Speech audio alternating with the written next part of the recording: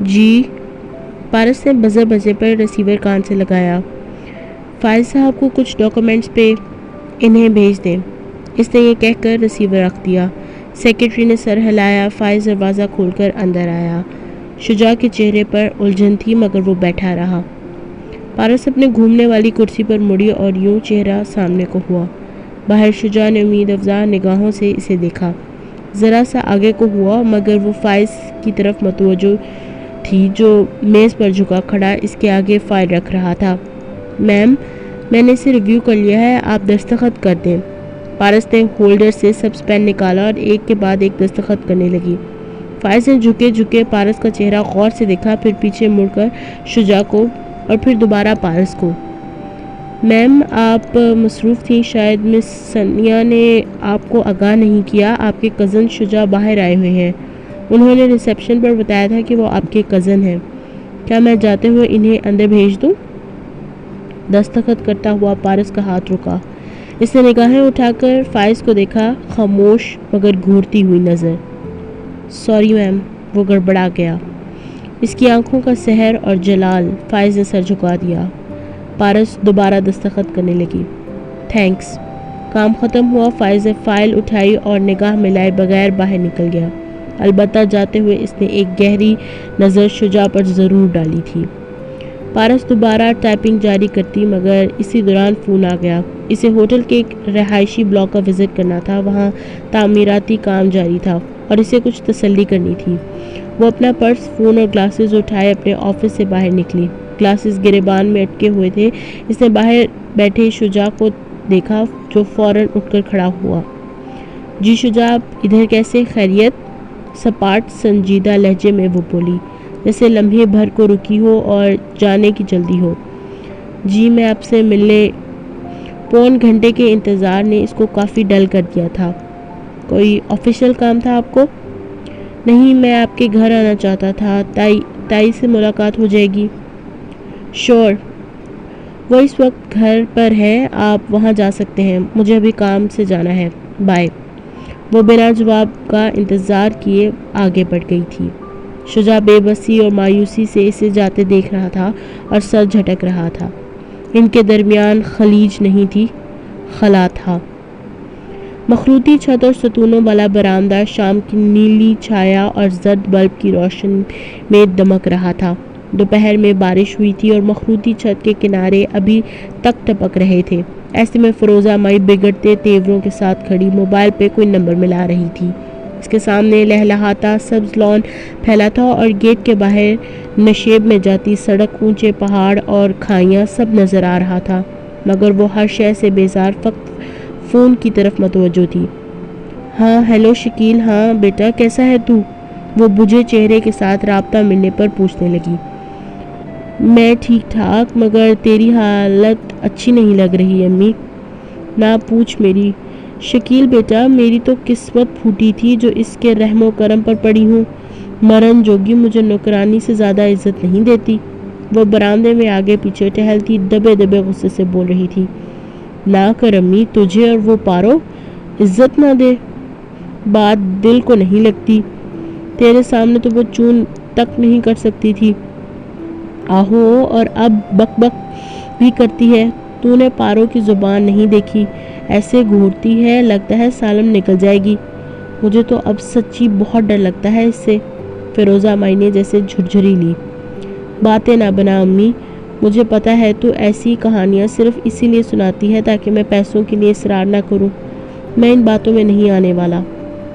شکیل کیا کہہ رہا ہے؟ فیروزہ مائی صدمے سے ساکت کھڑی رہ گئی۔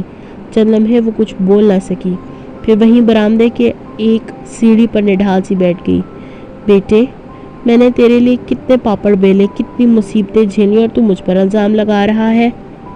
ہاں تو ہر وقت تو رٹ لگائی رکھتی ہے کہ دبئی بلاؤ دبئی بلاؤ، وہاں عیش سے پڑی ہے، نوکر چاکر، ادھر آ کر کیا کرے گی؟ تو آنکھوں کے سامنے ہوگا نا، تیرے پاس ہوں گی، تیرا خیال رکھوں گی، اور ادھر کیا پڑا ہے؟ یہ پارو اب ویسے ہی نہیں رہی، گن گن کر نوٹ دیتی ہے، کھانے پینے کی آزادی ہے بس، مگر مرغی کھا کھا کر بھی انسان تنگ آ جاتا ہے، ساری دولت پہ سانپ بن کر بیٹھی ہے، اور امی وہ سونے کے انڈے دینے والی مرغی ہے، وہ پارس ہے پارس، اس کے پاس رہنا ہی تیرے فائدے میں ہے، زور زبردستی سے اپنے لیے بھی نکلوایا کر اور میرے لیے بھی۔ وہ بے پرواہی سے بول رہا تھا۔ فیروزہ مائی زچ ہو گئی۔ کب سے بکے جا رہی ہوں وہ نہیں دیتی، چند ہزار ہوتے تب بھی شاید دے دیتی، مگر جتنے تو مانگ رہا ہے وہ کبھی نہیں دے گی۔ شکیل خاموش ہو گیا۔ چند ساتیں شام کی نلاہٹ میں ڈوبے برآمدے میں سناٹا چھا رہا۔ پھر ایئر پیس سے آواز ابھری، پارو اتنی کیسے بدل گئی ہے؟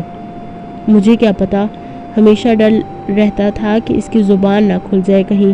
کالج ختم ہوا تب بھی اعتماد آ گیا تھا، مگر میرے سامنے مجال تھی جو چوں بھی کرے۔ میں آنکھیں دکھاتی تو سہم جاتی، سر جھکا دیتی، مگر کیڑے پڑے اس بڈھے کی قبر میں۔ جب سے اس نے پارو سے شادی کی، اس سے بدل کر رکھ دیا ہے اسے۔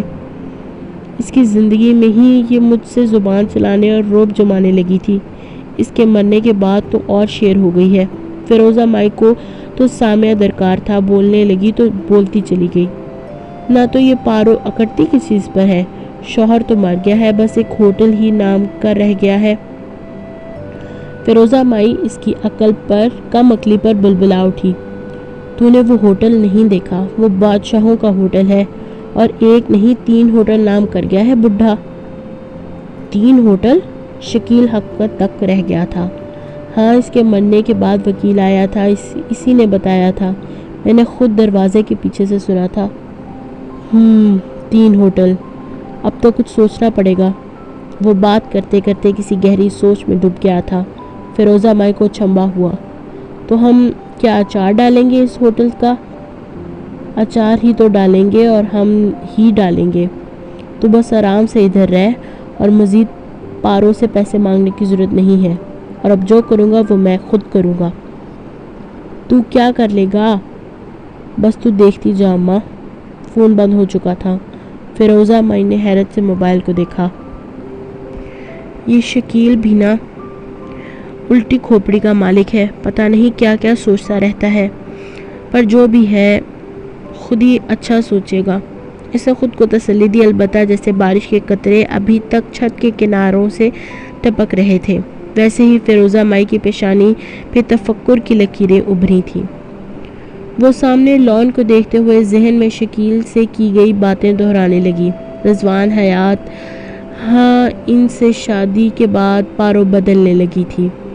گھاس پہ بارش کے قطرے ابھی تک ٹھہرے تھے، جیسے سبز چادر پہ ننھے ننھے ہیرے بکھرے ہوں۔ ان ہیروں کی منعکس کردہ روشنی میں تصاویر بنتی چلی جا رہی تھی۔ فیروزہ مائی کی نگاہیں ان پہ جمی تو جیسے ان کے اندر تک سفر کرتی گئیں، تہ در تہ، دور اندر تک۔ بارش اب جا کر تھمی تھی، اور اس چھوٹے سے لانگ روم میں صوفے پر پیر اوپر کر کے بیٹھی فیروزہ مائی کھڑکی سے باہر گرتی آخری قطرے دیکھ رہی تھی۔ اس کی پیشانی پہ بل تھے، اور وہ منہ ہی منہ میں کچھ بدبدا رہی تھی۔ اچھے بھلے پنڈی میں رہتے تھے، اپنا مکان تو تھا، وہاں تو پارو بھی نوکریاں کر لیتی تھی، مگر مت ماری گئی تھی میری، جب بھی زیادہ تنخواہ کا سن کر ادھر مری آ گئی اس کے ساتھ۔ حق ہاں، اس نے آہ بھری، میں نے بھی سوچا تھا ہوٹل والے چھوٹا سا پورشن دے رہے ہیں، اور پھر تنخواہ بھی اتنی اچھی ہے، اور خوبصورت جگہ۔ مجھے کیا پتا تھا یہاں یہ ہڈیاں جمانے والی سردی ہوگی، اور یہ بارش بھی نہ دن دیکھتی ہے نہ رات، ہر وقت برسنے کو تیار، نرا عذاب ہے۔ تولیے سے گیلے بال تھپتھپاتے ہوئے باہر آتی پارس نے اس کے الفاظ سن لیے تھے۔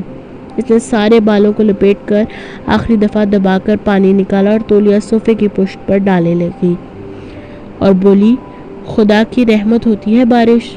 امی تم اسے عذاب تو مت کہو، زیادہ درس و تدریس شروع نہ کر دینا، اب اپنا کام کر۔ فیروزہ مائی نے سے جھڑک دیا۔ وہ خاموش ہو گئی، پھر گیلے بالوں کو انگلیوں سے سنوارتی آتش دان کے سامنے آئی، اور اندر لگے ہیٹر کو ذرا سا تیز کیا۔ تیرے صاحب نے بتایا نہیں کب دے گا پیسے؟ وہ نہیں دیں گے۔ وہ فیروزہ مائی کی جانب پشت کی آتش دان کے سامنے کشن رکھ کر بیٹھ گئی، اور ہاتھ ہیٹر کے قریب کر کے گرم کرنے لگی۔ تو کل میرے جانے کے بعد وہ یہ کہہ رہا تھا؟ جی، وہ ذرا سے گرم ہوئے تو ہاتھ آپس میں رگڑ کر جیسے اندر جمے خون کو پگھلانے لگی۔ اس کی بالیاں کانوں میں نہیں تھی اور گیلے بال پشت پہ پھیلے تھے۔ ہیٹر کی گلابی دہکتی روشنی میں اس کی سانولی رنگت جیسے روشنی منعکس کر رہی تھی۔ نہ تو دوبارہ بات کر، کہہ کر ضرورت ہے منت کر۔ اچھا کہوں گی۔ دیکھ پارو، میرے سامنے ٹالنے کی ضرورت نہیں ہے، سچ مچ ان سے بات کرنی ہے تجھے۔ وہ تیوریاں چڑھائے تیزی لہجے میں بولی۔ ادھر میرا بچہ ہلکان ہو رہا ہے اور ادھر تو ہے جسے پرواہ ہی نہیں۔ حد ہوتی ہے خود غرضی کی بھی۔ دہکتی روشنی میں چمکتا سانولا چہرہ جھک گیا۔ چند لمحے پہلے کا فریش سا احساس مان پڑ گیا۔ اسی لمحے ڈور بیل نے جیسے مردہ ماحول کو زندگی بخشی۔ دونوں چونکی۔ امی باہر دیکھ لو، شاید وہ تمہاری نئی سہیلی ہو۔ آہو، اس کو بھی ابھی آنا تھا۔ فیروزہ مائی بڑبڑاتی ہوئی اٹھی اور باہر آئی۔ وہاں سوٹ میں ملبوس ایک نوجوان کھڑا تھا۔ اس نے چھتری بند کر کے ہاتھ میں پکڑی رکھی تھی۔ ہاں جی، کس سے ملنا ہے؟ آپ مسز فیروزہ ہیں؟ مس پارس کی والدہ؟ اس نے شائستگی سے استفسار کیا۔ مسز؟ ہاں میں ہوں، کیا کام ہے؟ میں رضوان حیات صاحب کا اسسٹنٹ ہوں، یہ انہوں نے بھجوایا ہے۔ اس نے کوٹ کے اندر سے ایک پھولا ہوا خاکی لفافہ نکال کر اس کی جانب بڑھا دیا۔ یہ؟ فیروزہ مائی ہکا بکا کھڑی رہ گئی۔ 5 لاکھ ہے، اب گن کر تسلی کر لیں۔ اب کے فیروزہ مائی نے جھپٹ کر لفافہ پکڑا اور جلدی سے اسے کھولا۔ کون ہے امی؟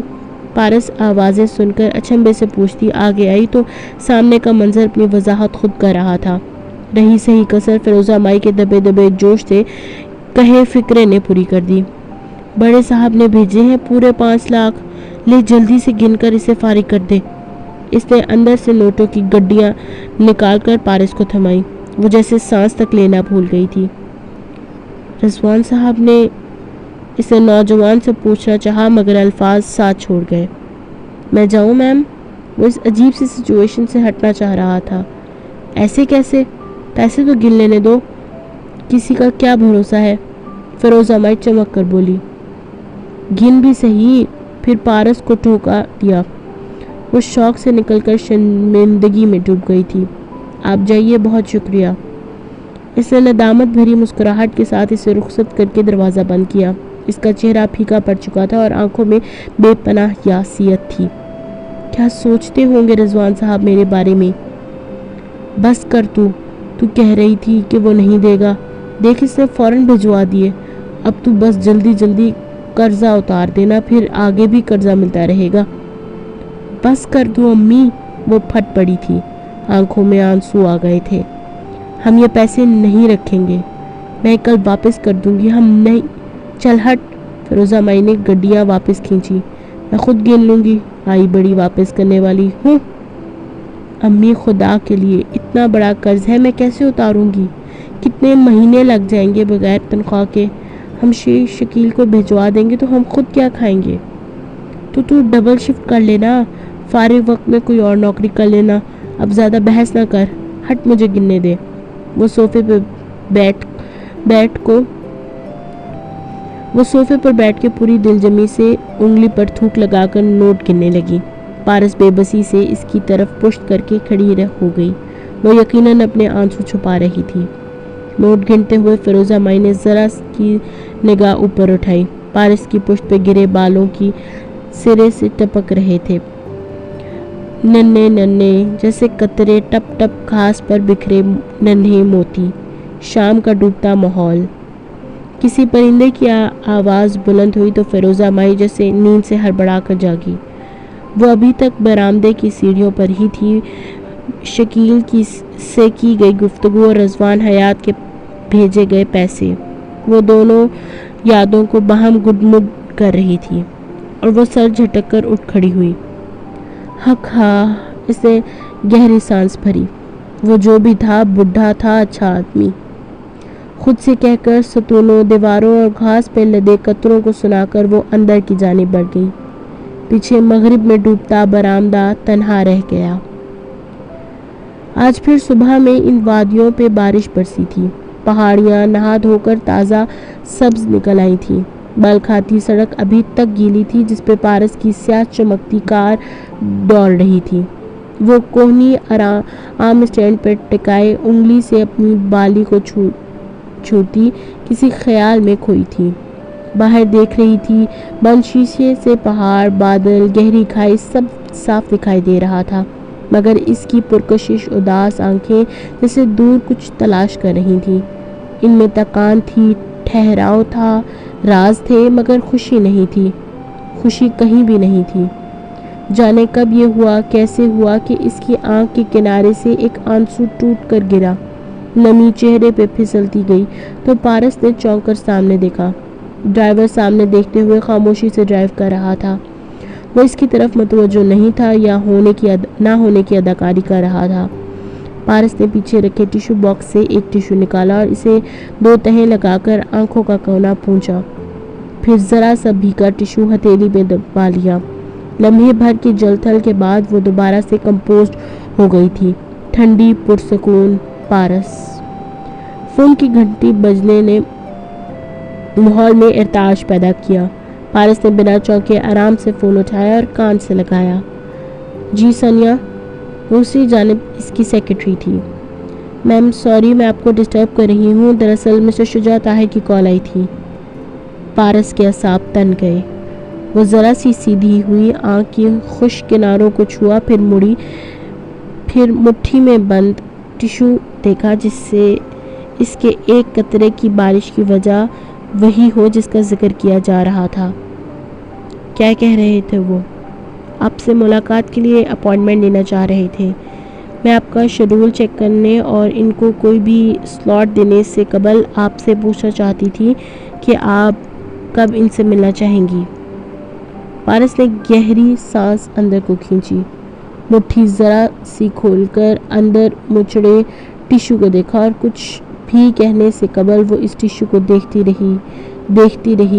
رہی یہاں تک کہ طے شدہ ٹیشو ایک طے شدہ کاغذ میں تبدیل ہو گیا اور آس پاس کی ساری تفصیل بھی مٹ کر ایک نئی شناخت پہنتی گئی، انمٹ کہانیاں، لازوال یادیں۔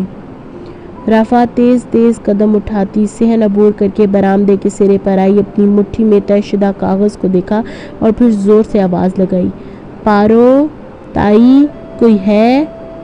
دوسری پکار کی نوبت نہیں آئی اور اندر سے وہ سلور بالیوں والی لڑکی آتی دکھائی دے رہی تھی جس کے چہرے پر عجیب سی فکر مندی تھی۔ کیا ہوا رافع؟ اس وقت ساتھ ہی بالیوں والی لڑکی نے صحن میں چلاتی دھوپ کو دیکھا۔ یہ لو تمہارا پیام آیا ہے۔ رافع اسے دیکھ کر نخوت سے مسکرائی اور طے شدہ کاغذ اس کی طرف بڑھا دیا۔ کیا؟ الجھن سے پارس نے کاغذ تھاما مگر کھولا نہیں، بس سوالیہ نگاہوں سے رافع کا چہرہ تکنے لگی جس پر اب ایک طنزیہ مسکراہٹ امڑ آئی تھی۔ اب ایسے تو مت کہو جیسے تمہیں پتہ ہی نہیں، بھائی کو پابند تو کیا ہی تھا نا تم نے، تبھی تو اس نے تمہیں خط لکھا ہے۔ اب خود دیکھو کیا اچھا لگتا ہے کہ ایک ہی لفافے میں ایک خط ہم سب کے لیے اور ایک صرف تمہارے لیے۔ پارس نے الجھی نگاہوں سے کاغذ کو دیکھا، پھر نفی میں گردن ہلائی۔ یہ مجھے نہیں پتا اس نے کیوں لکھا، شاید کوئی ضروری بات ہو، مگر اس نے اب بھی اسے نہیں کھولا، جیسے سمجھنے سے قاصر ہو کہ وہ اسے کھولنا چاہتی ہے یا نہیں۔ آہو، بڑی ضروری بات ہے نا۔ اندر سے آتی فیروزہ مائی کو دیکھ کر وہ مزید بلند آواز میں بولنے لگی، بھائی نے ہمیں تو خط نہیں لکھا، بس 2 سطور میں خیریت پوچھ لی اور لے کر تیری بیٹی کو پورا معاشرتی علوم کا پرچہ لکھ دیا۔ تو بھی تو سن تائی کہ کیا لکھا ہے۔ پارس نے تائی اور تیری بیٹی کے الفاظ پہ چونک کر پیچھے دیکھا۔ کڑے تیوروں سے گھورتی فیروزہ مائی کو دیکھ کر اس کا رنگ سفید پڑ گیا۔ وہ کہتا ہے تجھے یاد کر رہا ہے اور تیرے لیے ضرور واپس آئے گا، اور ہاں یہ بھی کہ تیرے لیے کیا بھیجے۔ میں کہتی ہوں کہ بھائی کو گئے ہوئے دن ہی کتنے ہوئے کہ تو نے فرمائشیں شروع کر دی۔ رافع کمر پہ ہاتھ رکھے غصے سے بول رہی تھی۔ پارس نفی میں سر ہلاتی کچھ کہنا چاہ رہی تھی مگر الفاظ حلق سے اوپر نہیں آ پا رہے تھے۔ یہ تو بتا پارو، خط و کتابت کا سلسلہ کب سے چل رہا ہے؟ فیروزہ مائی غرائی تھی۔ نہیں امی، میں نے اس کو کوئی خط نہیں لکھا، مجھے تو اس کا ایڈریس بھی نہیں پتا۔ مطلب تجھے اس کا ایڈریس جاننا ہے تاکہ تو اسے یہ بے حیائی کے کام جاری رکھ سکے اس کے ساتھ؟ اس کی ہم عمر رفع یوں چلائی تھی جیسے وہ شجاع کی ماں ہو۔ نہیں، میرا یہ مطلب ادھر دے۔ فیروزہ مائی نے خط کھینچا، بہت دفعہ کھولا اور پھر سارا خط پڑھا اور اس نے واپس رفع کی طرف اچھال دیا۔ اپنی شریف بھائی سے کہہ کہ آئندہ اس خط لکھا تو اس کی شرافت کا جنازہ نکال دوں گی۔ اب دفع ہو ادھر سے۔ اپنی بیٹی کو کیوں نہیں روکتی جو بھائی کو اکسا کر؟ تیری تو… فیروزہ مائی نے پیر سے جوتی اتاری اور رفع چھپاک سے باہر بھاگ گئی۔ اور تو کان کھل کر سن لے پارو۔ ہاتھ میں پکڑی جوتی اس نے پارو کی کمر پر جڑ دی۔ وہ جو پہلے ہی شل کھڑی تھی لڑکھڑا کر آگے کو گری اور منہ کے بل کچے پکے فرش پہ جا لگی۔ ہونٹ میں تکلیف کا سوا ہوتا احساس اور گیلا پن، اسے سب کچھ محسوس ہوا تھا۔ آئندہ میرے گھر سے خط و کتابت کی نہ تو اچھا نہیں ہوگا۔ پہلے تو اس مرن جوگے سے چھت پر ملنے جاتی تھی، اب وہ دفع ہو گیا تو خط شروع ہو گئے۔ آئندہ میں نے اس کا کوئی خط پڑھا تو جان نکال دوں گی تیری۔ وہ دبکتی جھکتی اندر چلی گئی۔ پارس نے اوندھے منہ گرے چہرہ اٹھایا تو گالوں پہ مٹی لگی تھی اور ہونٹ سے خون نکل رہا تھا۔ زیادہ نہیں، بس ایک قطرہ لڑک کر تھوڑی پہ ٹپکا تھا۔ ایک قطرے کی بارش۔ میں ان کو فرائیڈے کی دوپہر کا وقت دے دوں میم؟ پارس بے اختیار چونکی، پھر جیسے اس کی بات پر غور کیا۔ لب بھنج گئے، پیشانی پر ناگوار بل ابھرا۔ سنیا، میں اگلا پورا ہفتہ بہت مصروف ہوں، اس لیے انہیں 2 ہفتوں کے بعد کا ٹائم دے دیں۔ Okay ma'am. حیران اسسٹنٹ نے حیرت چھپا کر تابعداری سے فون بند کر دیا۔ پارس سر جھٹک کر باہر دیکھنے لگی۔ ٹشو اس کی مٹھی میں یوں دبا تھا کہ دکھائی نہ دیتا تھا، البتہ اس کی آنکھوں میں اب سپاٹ سی سگ مہری تھی، ٹھنڈا بے تاثر احساس، جیسے اسے ایک قطرے کی وہ بارش اور اس کے تمام توہین کا سبب بننے والا شخص ابھی تک یاد تھا۔ کس جذبے سے یاد تھا، یہ اس کی آنکھوں سے پتہ نہیں چلتا تھا۔